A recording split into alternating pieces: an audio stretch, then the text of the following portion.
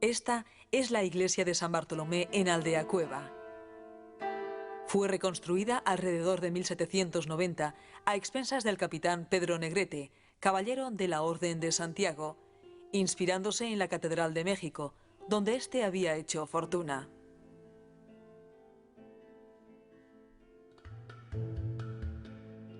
México ha marcado sin duda la historia de este valle vizcaíno a partir del siglo XVII.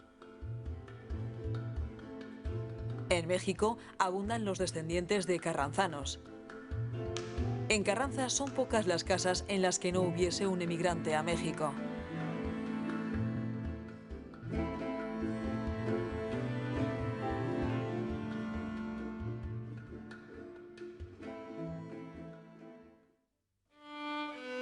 El Valle de Carranza se encuentra en la parte más occidental de Vizcaya, limitando con las provincias de Santander y Burgos.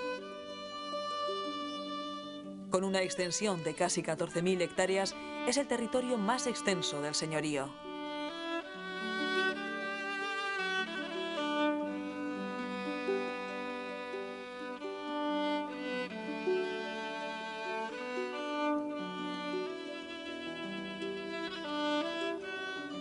La población no está centralizada en un núcleo concreto, sino que se dispersa por todo el valle, en numerosos barrios.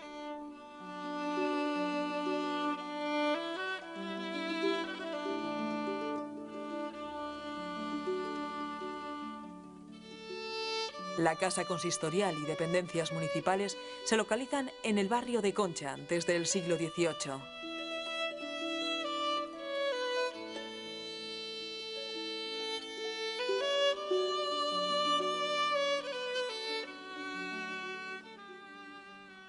Carranza es el municipio más occidental de las Encartaciones, por lo tanto de Vizcaya, y digamos que es el confín del País Vasco, de Euskal Herria.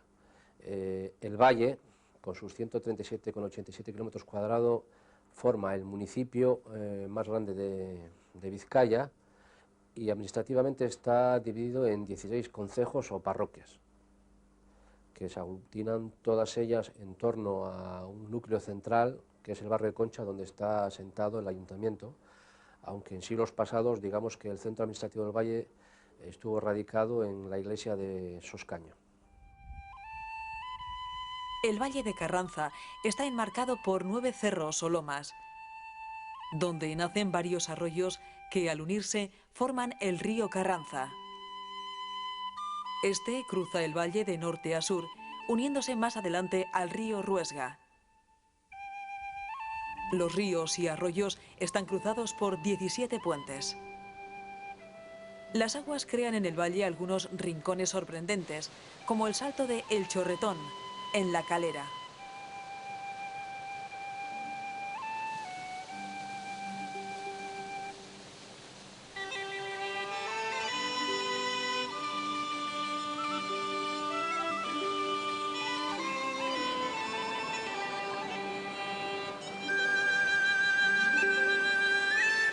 La abundancia de agua, como recuerda Madoz, dio lugar a la creación de 5 ferrerías, de unos 40 molinos harineros.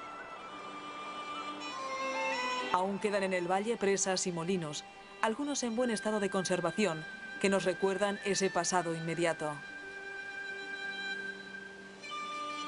Aquí encontramos la presa de Bastián, del siglo XVIII, uno de los más bellos ejemplos de construcciones hidráulicas.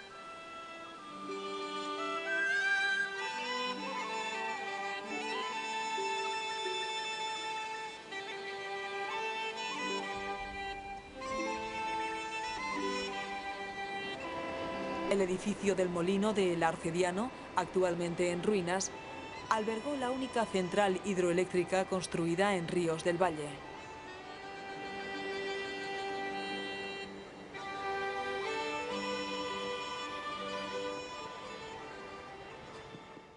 Los molinos, en parte, al ser un valle tan amplio, tan extenso, y al ser muchos barrios, porque como he dicho antes, está dividido en concejos, pero cada concejo aglutina un número sin fin de barrios, me parece que deben ser como unos 54 o así, pues casi todos los vecinos disponían en parte de un molino, para moler sus cosechas. De ahí que el número, por ejemplo, en el siglo XVIII estuviesen funcionando a la vez 38 molinos. No quiere decir que con esto fuese mucho el grano a moler, sino que era lo que se servía a cada vecino para poder molturar sus producciones. En cuanto al agua, pues sí se ha marcado, porque precisamente, y no para bien, a lo largo de toda la historia, lo que sí en Carranza se ha dado prácticamente son una cantidad de trombas de agua que la han dejado bastante en ocasiones maltrecha. Y luego, pues, como agua, el río ha dividido, digamos, en épocas de las banderizas, dos bandos en el valle, los giles y los negretes, y eran las aguas las que a veces remansaban un poco las duras peleas y encarnizadas que hacían unos vecinos de una parte con las de la otra. En medio de la corriente, cerca del sitio llamado Molinar, un jesuita de Bayona descubrió en 1798 unas aguas termales recomendadas para afecciones reumáticas, artritis, artrosis, problemas del aparato respiratorio y sistema nervioso. A mediados del siglo XIX comenzaban las obras del balneario del Molinar, un edificio de arquitectura vasco-continental. Hoy, el lugar está ocupado por los padres palotinos.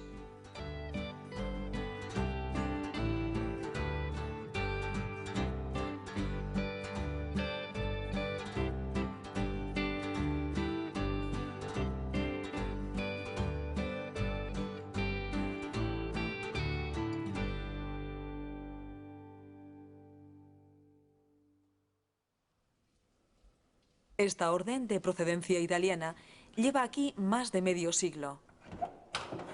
Uno de sus representantes es el padre Carlos. Uno vino aquí a bañarse, al parecer un jesuita, y al bañarse se dio cuenta que aquí sale agua caliente.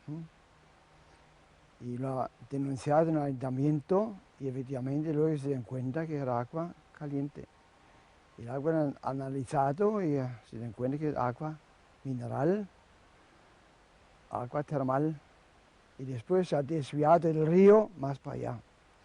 Y después ha hecho aquí en etapas el balneario. Antes una cosa muy primitiva, solamente así para bañarse. Y más tarde luego se ha hecho algún edificio, pero pequeño. Y siempre había muchas inundaciones aquí, según la historia. Porque el río, cuando llovía mucho, entonces ya subió mucho el río y por la inundación después llevaba también la casa. Ya más tarde, antes de empezar la Primera Guerra Mundial, se ha hecho una casa, se ha ampliado la casa, se ha hecho un balneario. Venimos aquí el año 1947 y entonces no había nada. Los dueños, Iván y Berger, han sido los dueños de la casa, quieren vendernos la casa, pero nosotros no tuvimos dinero para comprarla. Entonces, de momento dijimos, a ver qué hacemos nosotros, ¿nos marchamos o nos quedamos aquí? Porque venimos aquí nosotros de Alemania para buscar vocaciones sacerdotales, católicas naturalmente, para Hispanoamérica. Es así nuestra misión aquí. Pero más tarde, cuando tuvimos un poco más dinero, tuvimos algún capital también, algunos que nos han ayudado, mucho también, compramos la casa. Entonces ya no era balneario, era al principio una casa, un instituto, un seminario menor, mejor dicho, colegio apostólico. Pero más tarde, como ya bajaron las vocaciones también, cambiamos la casa. Tenemos otra misión en la casa. Una casa de acogida y de espiritualidad. Pero tuvimos el año 1983 una inundación tremenda. El río pasó por la casa y llegó hasta el primer piso. Y tuvimos que hacer una reforma total de la casa. Y lo hicimos también, añadiendo luego un balneario, o una piscina, mejor dicho, cubierta. Y levantemos la casa un poco más Más arriba también pusimos otro piso más.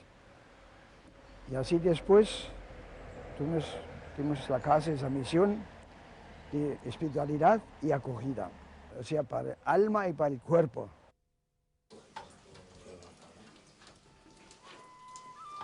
El agua y los elementos han modelado el exterior y el interior de estas montañas.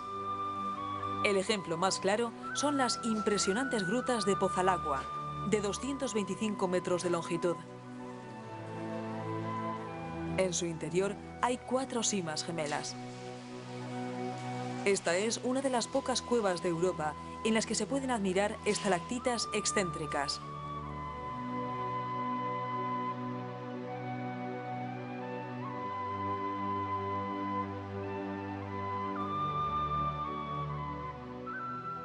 Bueno, pues la cueva de Pozalagua se descubrió el 28 de diciembre del año 57, fue descubierta de forma casual en el exterior, hay una cantera, se extraía dolomía y para extraer ese mineral utilizaban la dinamita, ¿no? Entonces la carga que se puso ese día, el 28 de diciembre, se hizo el agujero que es ahora mismo la puerta y aparece la cueva.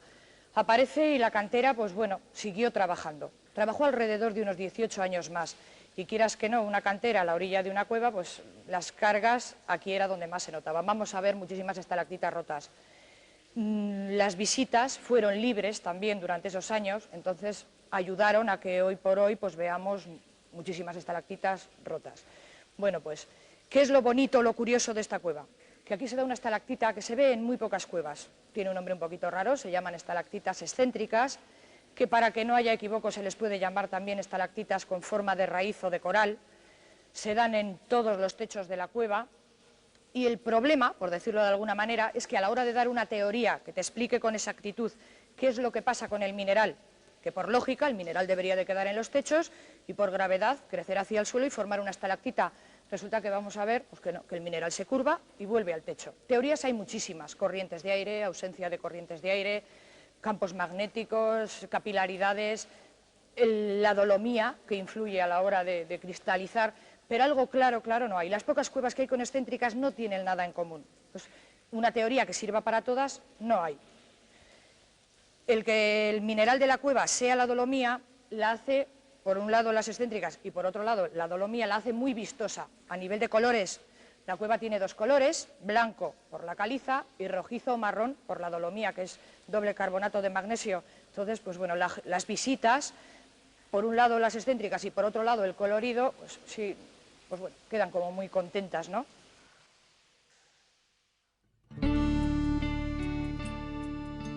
También los bosques forman parte esencial del paisaje.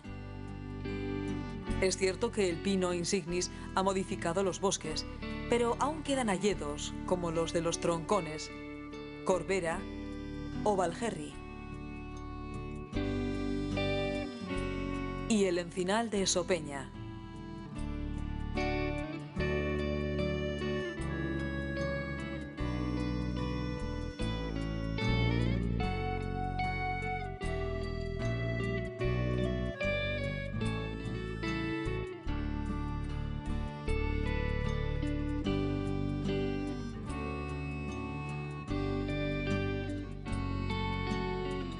La presencia del hombre en esta comarca se remonta al Paleolítico Medio.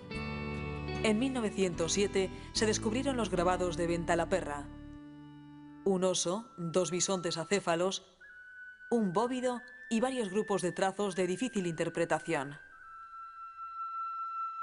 En 1931, Telesforo de Aranzadi y José Miguel de Barandiarán excavaron el yacimiento, encontrando diversas industrias humanas del Musteriense.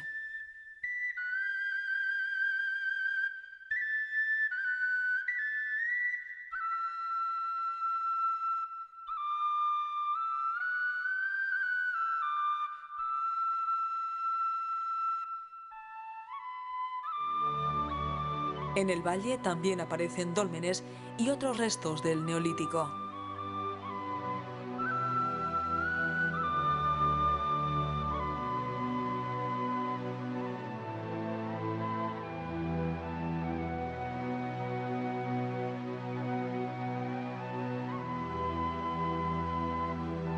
Los ferrones convivían en el valle con pastores. Primero con ovejas. Luego será el bovino el que se imponga. El de Carranza es a finales del milenio uno de los grandes valles ganaderos del país de los vascos.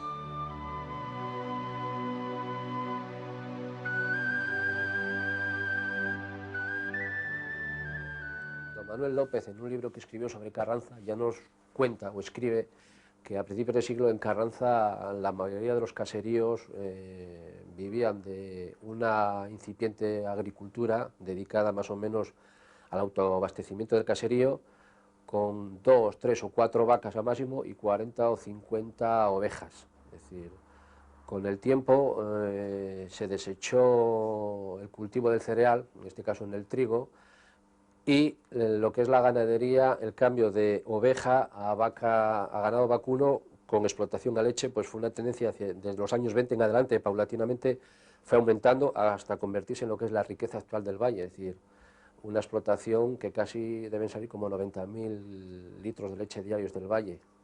Para que nos sirva de comparación, hacia los años 28, 29 y 30 ya se empezaron a exportar fuera del valle unos 600 litros y actualmente están saliendo 90.000.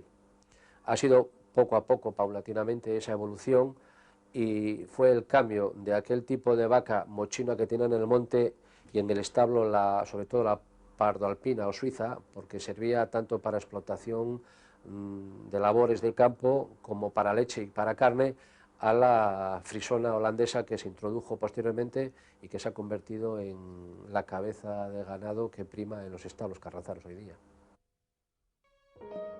Junto a ovejas, cerdos y vacas, pastan en los montes de Carranza unos 700 caballos, que forman su famosa yeguada.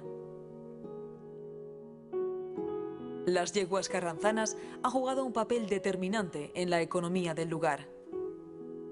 No precisaban de un cuidado especial y servían tanto para monta como para trabajo en el campo.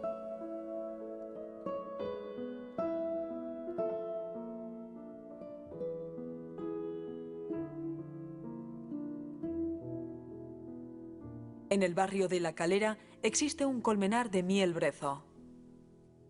En Carranza se encuentra el mayor número de cepos de las encartaciones, fabricados al modo tradicional, de tronco y laja.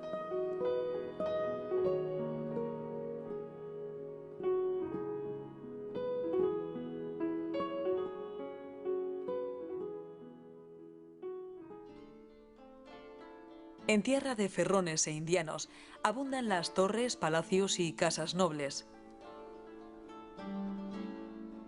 Del siglo XVI datan la Casa Torre de los Matienzo o el Colegio Seminario fundado por Diego de Aedo. Don Diego fue obispo de Agrigento y posteriormente arzobispo de Palermo.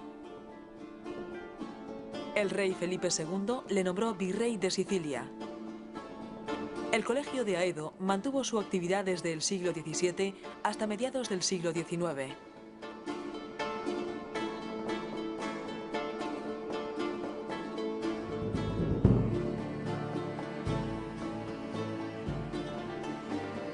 El obispo Aedo también mandó reconstruir la iglesia de San Miguel sobre las ruinas de la antigua parroquia del siglo XIII.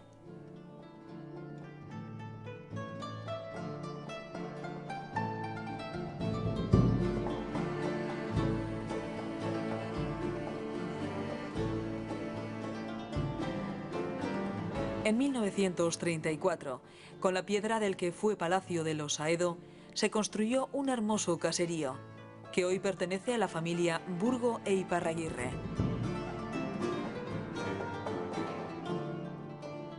Del siglo XVII son los de Angulo, Prieto y la Casa Torre de los Llaguna.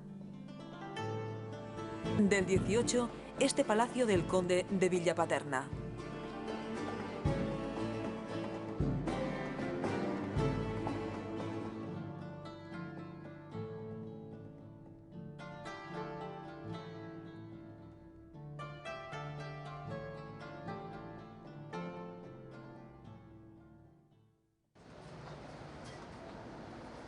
Tras la independencia de las colonias americanas, los carranzanos siguen emigrando. Muchos lo harán al Caribe, a Cuba, a Puerto Rico, aunque México seguirá siendo el país preferido. Algunos emigrantes se enriquecieron y construyeron en el viejo país formidables palacetes, como el de Romualdo Chávarri en el Carpín, o la casa de Luis Portillo. Esta última fue construida en 1908 con el proyecto del arquitecto francés Jean Drouin.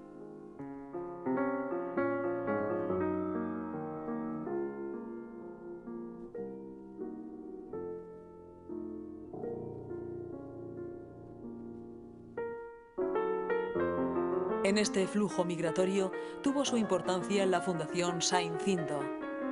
En su testamento dejó una fundación para que anualmente se dotara de vestimenta, calzado y gastos de viaje a 20 jóvenes carranzanos que quisieran emigrar a Madrid o a distintos países de América.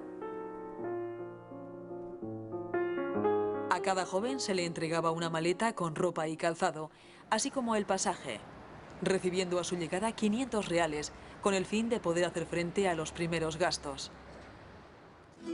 Influencia mexicana no solo en Carranza, sino en todas las encartaciones, es la afición a los toros. Cuentan con 3 cosos taurinos, el de Aedo, el de las Campas y el de Nuestra Señora del Buen Suceso.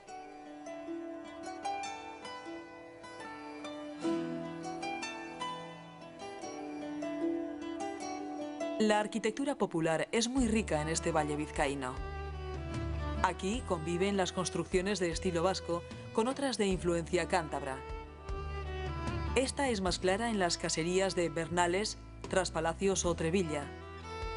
Aquí se pueden apreciar los cerramientos de las balconadas o sobrao con barnadasca, un tejido de ramas.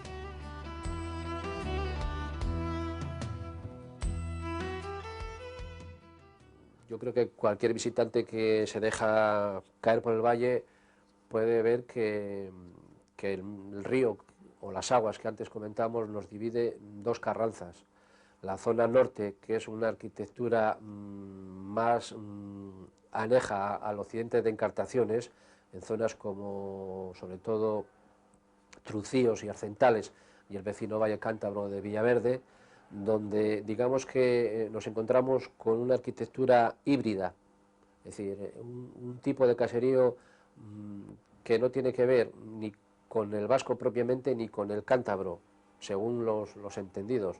Es decir, un edificio rectangular con el balcón perpendicular a la cumbre, al tejado, y las balconadas, donde destacan 2 elementos primordiales, que son los pipianos, que son los machones, y la morisca, que es la pequeña cola milano que encontramos en la frontis del tejado.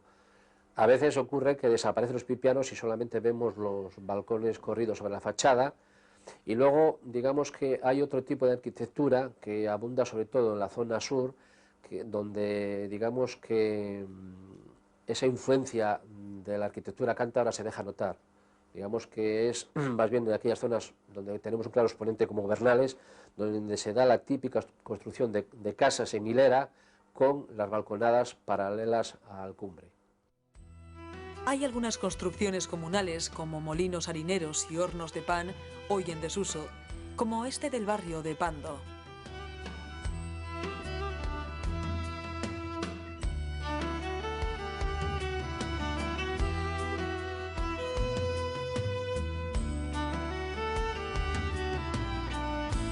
Algunas tradiciones del valle se mantienen vivas, como la del juego de bolos, antes muy extendido y que hoy se sigue practicando en el barrio de La Cadena.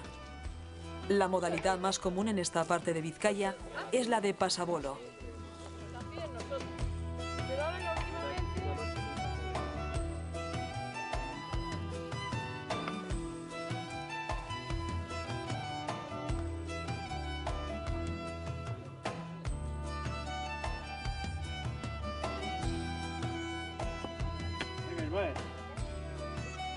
Venga, el violín, tú el cacharro. Que es más largo a este aquí, ¿eh?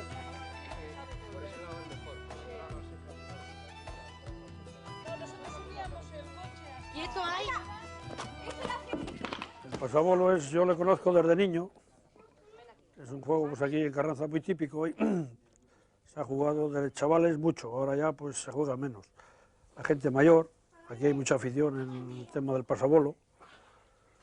Pues aquí tenemos un equipo de segunda, uno de primera, hemos estado 2 años en la nacional, este año hemos jugado la nacional, hemos descendido, tenemos campeonatos, los campeones de Vizcaya, de España, de juveniles, de Euskadi, de todo tipo en la bolera.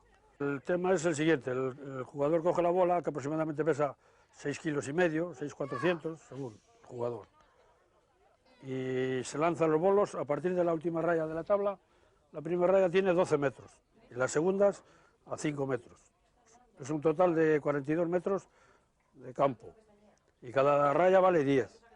Y se cuentan 7 y 5, 12 y 5, 17 según como quedan los bolos. Y si llegan los 3 a la última raya son 210, el máximo. Se suele poner una raya de 8 o 9 cuando hay desafíos, se juega dinero, unos eligen una bolera, otros otra, pero eso es cosa de desafíos. En campeonatos, liga y todo lo normal, 7 rayas. Hay 4 jugadores por equipo, son 6. Se pueden hacer 2 cambios en la liga. Y por ejemplo, si un jugador falla una bola, no se puede retirar hasta que tire la segunda. Con una bola sola, bueno, no está lesionado, se retira y se cambia, o sea, 2 cambios, igual que en el fútbol. Aquí se actualizan 2 cambios. El equipo se compone de 8 o 10 jugadores, pero participan 4, y luego 2 cambios durante el partido. Antes había mucho más afición, había boleras en todos los pueblos, y ahora prácticamente pues solo quedan 2. Aquí en la cadena y en Presa, que se juegan los campeonatos, ligas, y en Aldacueva había, en Concha, en Viáñez, en Aedo. En Aedo todavía existe una que sirve de entrenamiento, pero la verdad es aquí en la cadena y en Presa.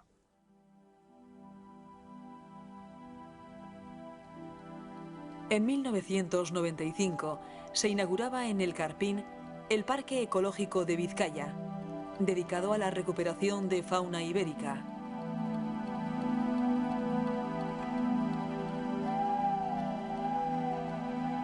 Es un pequeño parque de unas 20 hectáreas situado en la finca del Barbero.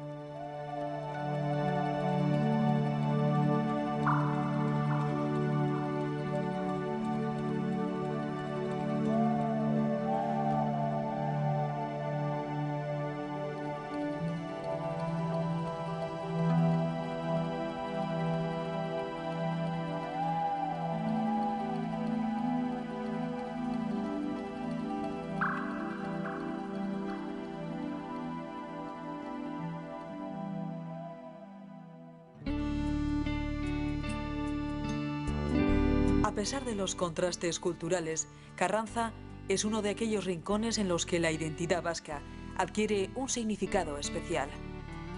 Vascos por historia, una larga y dilatada historia, y por voluntad.